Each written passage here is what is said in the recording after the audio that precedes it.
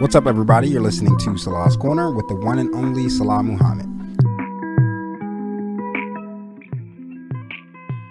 To, what's going on with racial justice in the U.S., not just in Philadelphia. It's funny, though, that all over the country, they're doing Black Lives Matter Week, but the school district and our own union will not endorse it at all. Really? And the Racial Justice Committee on the Working Caucus are the one that put it together and started going with people, like collaborating with it, and they refuse, both the district and the PFT leadership refuses to acknowledge it or even implement it. Why do you think that is? Comfortable. Mm-hmm. Don't want to rock the boat.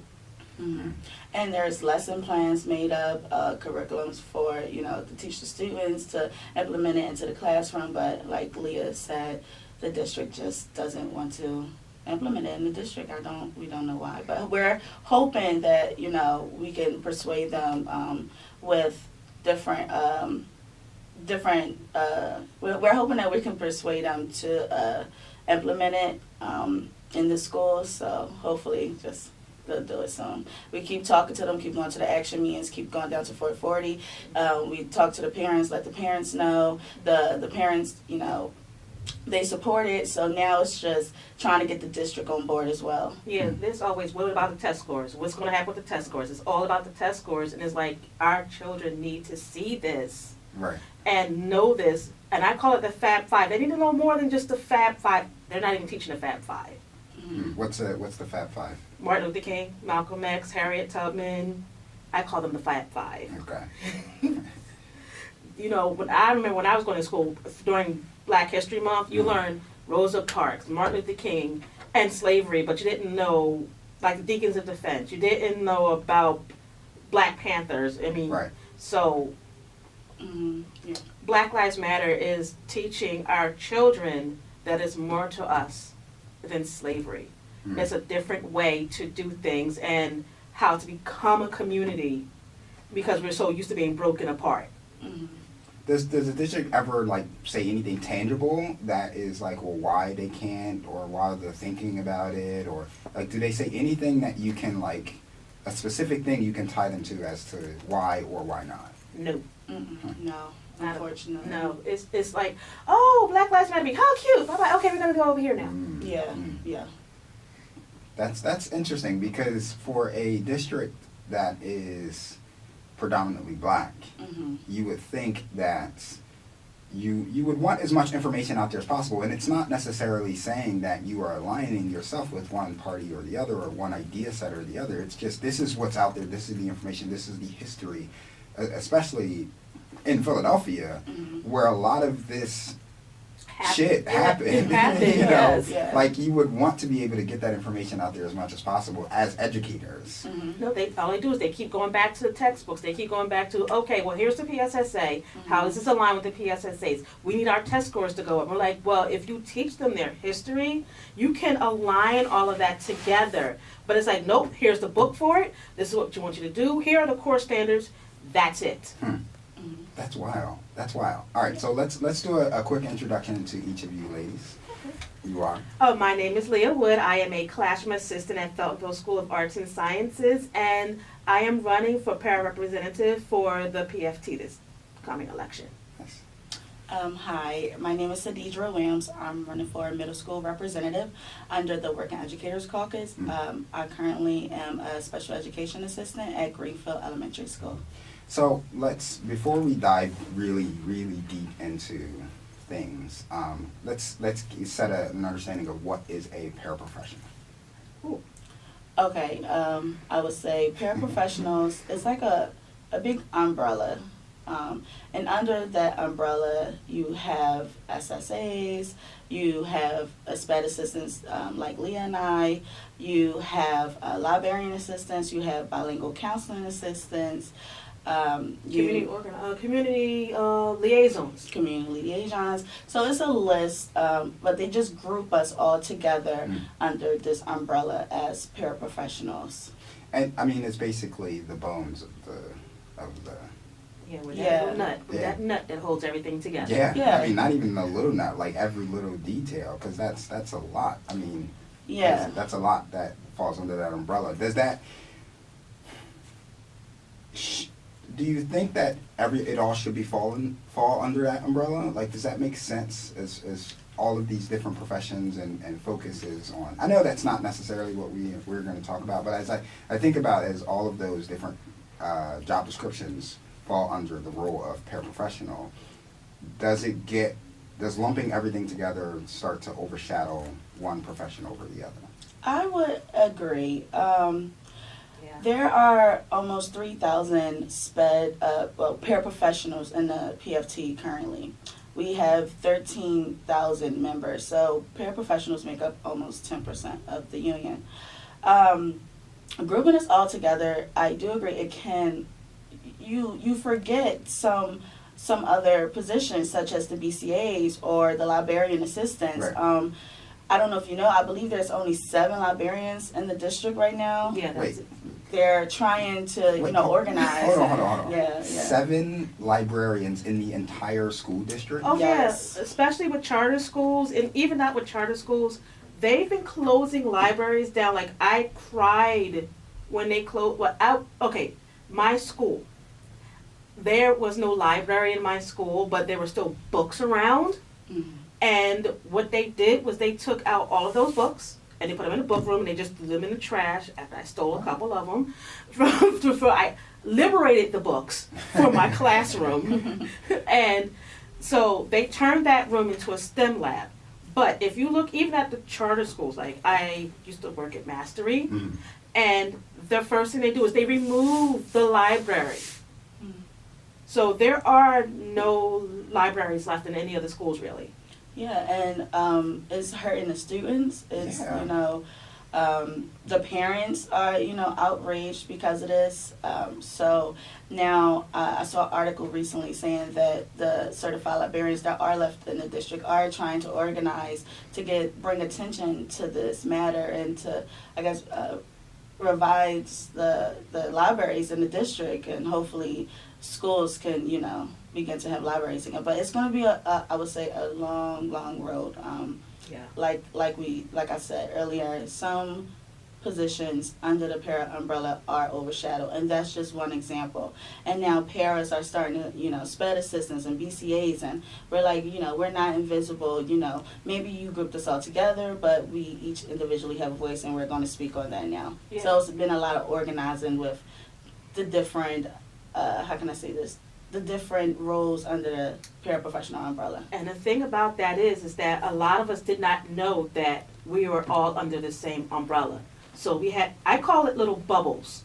So you had your SPED assistants was one bubble, you had your ASL interpreters was another bubble, and you had like your BCAs were another bubble, and you did not know that you were all a part of the same group unless you looked at the back in the contract. Yeah. Or talk to someone, there are BCAs floating around in my school, there's 2. But I did not know until I started working with the working educators that they were a part of paras, because you don't get to talk to each other. Yeah.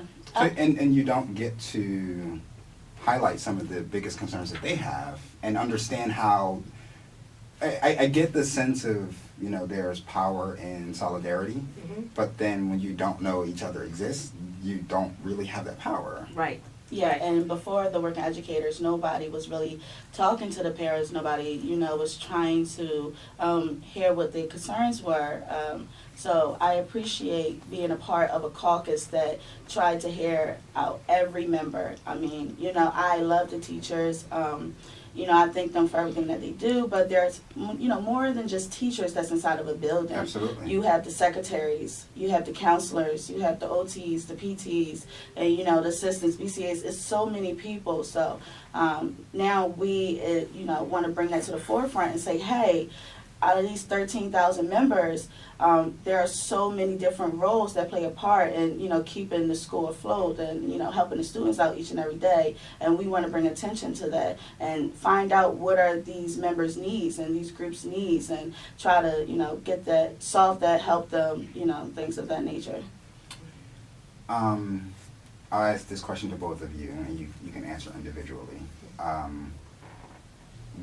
How do you feel about the School District of Philadelphia as a whole? As an employee or as a parent? You can answer that however you like. Okay, so I have a unique position because I've lived through the school district and I've seen it go from when I was in school in the 80s and all of the people there and how much people have helped me to my niece okay. Okay, so as a whole, we are failing. They are failing. They are robbing us and our children.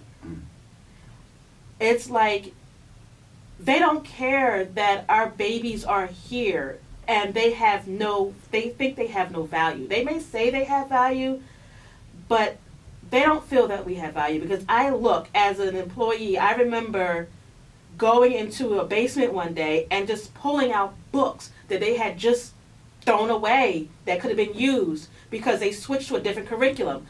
I've been in classroom with really smart kids, but they don't think they're smart. And I'm talking, these are the toughest boys ever. And they're crying over the PSSAs because they don't understand it. We are failing these kids. And I feel that people are so into money and test scores that we're not looking deep enough and trying to help these. They don't understand that helping our babies is what's going to keep us going. It's going to help us bring money. It's going to help bring talent. But we're so focused on the other, more profitable spaces that we don't care. And I want to go back to when I was a kid, okay, the 80s is a little rough, I admit it, but you had libraries, you had class trips like my son, who's now 22. I think he went on 5 trips.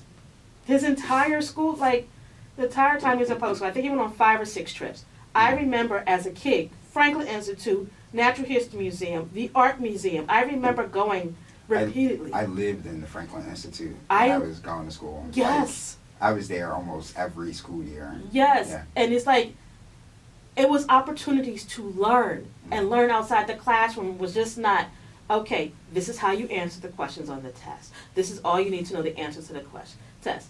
We can't get money for the schools unless you can do well on the test. No, that's not how it's supposed to work. We're not teaching these babies how to think. So, Deidre? Yes, can you repeat your question? So the question was, how do you, and for the record, don't feel free to mess up. It's okay. You don't have to be perfect because I'll do a lot of editing and stuff like that. So Yay, thank you. Don't worry. This is not live right now. Woo, thank you, because I Trust run over me, the mouth. I do the same. And if there's something that you said that you want me to take out later, I can do that as well. Just let me know. Thank you. This is my first podcast again, so thank you so much. I'm at the point of what they gonna do, fire me? Please. But feel free to stumble and say things over again. It's okay. Promise you, you're not. Nobody's perfect. I'm not perfect for sure. Thank you for that. Thank you so much.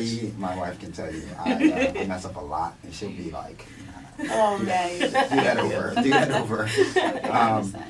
So the question was, how do you feel about the school district of Philadelphia? Currently, I feel like the school district could do better.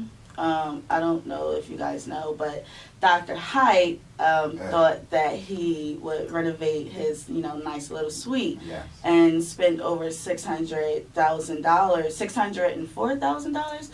It was definitely more than $500,000 that he used. That could have been, like we was just talking about, used for libraries, used to hire, more staff. With the asbestos going on, the school district really needs money to clean up these schools. I feel like that like Leah said, they're failing our kids. They're failing the students. In the 80s, there was a crisis about asbestos. Why is it in 2020 we're still talking about asbestos? They do, patchwork, and I really think that they need to thoroughly, sit down and think about, like, how can we improve the schools, for our students and, for future generations.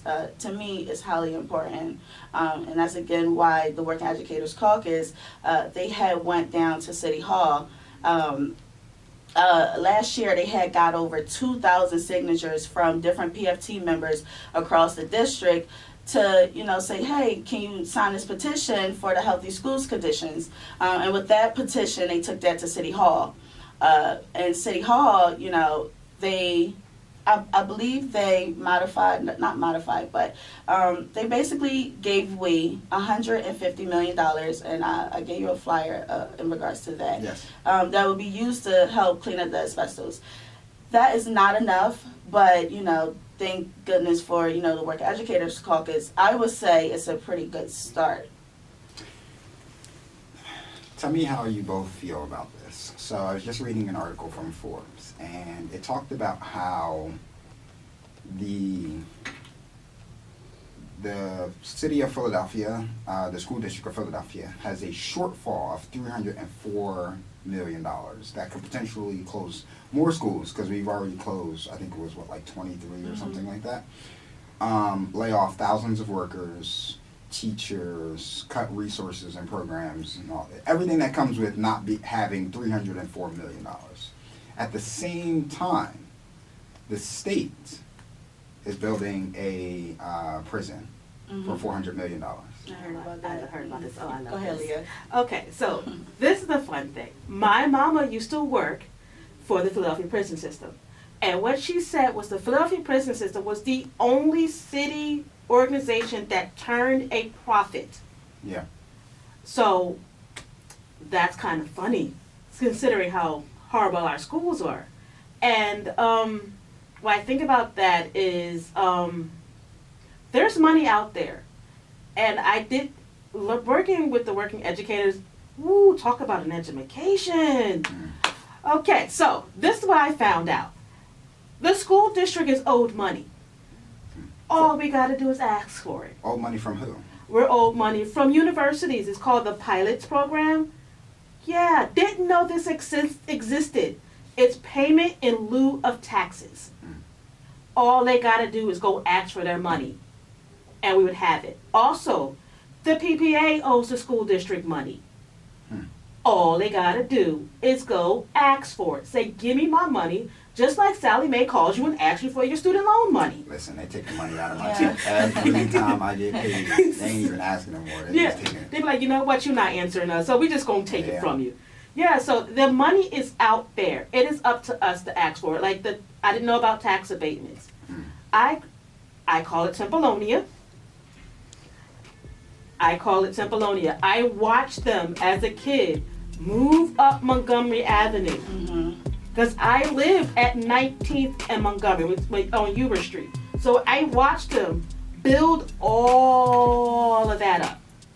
So you're telling me that they have money to build all of this up, but they can't help us schools? Right. To listen to the rest of this interview and more episodes, please download Salah's Corner wherever you listen to podcasts.